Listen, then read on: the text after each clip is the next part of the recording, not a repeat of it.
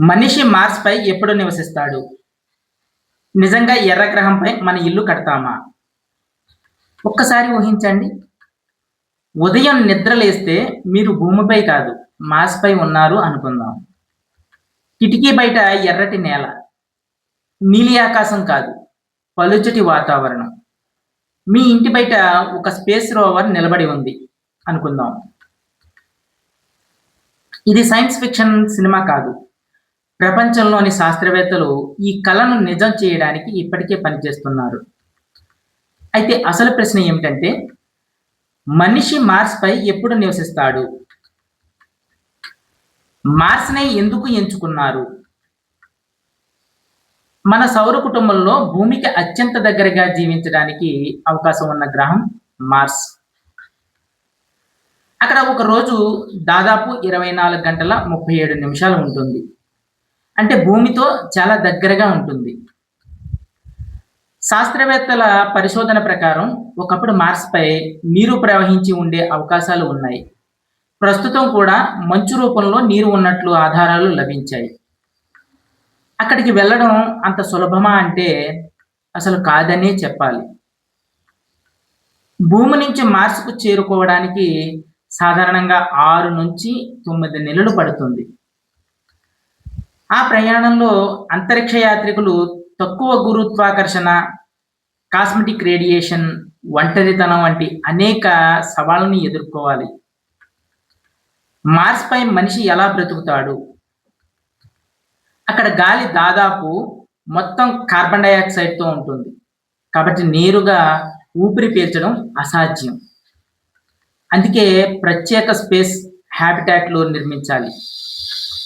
అందులోనే ఆక్సిజన్ తయారు చేయాలి. నీటిని సేకరించాలి. ఆహారం పండించాలి.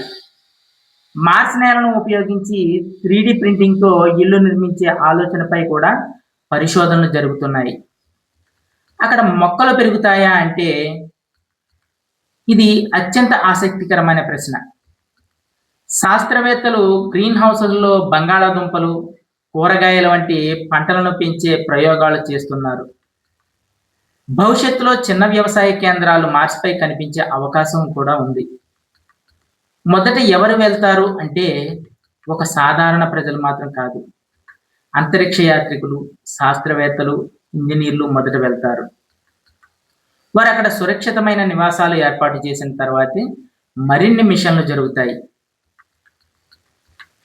నిజంగా ఎప్పుడు నివసించడం మొదలవుతుంది అంటే ఇప్పటి అంచనాల ప్రకారం 2030ల చివరి నుంచి 2040 మధ్య మనుషులను మార్స్‌పై దీర్ఘకాలంగా ఉంచే ప్రయత్నాలు జరిగే అవకాశం ఉందని అనేక అంతరిక్ష పరిశోధనా సంస్థలు భావిస్తున్నాయి.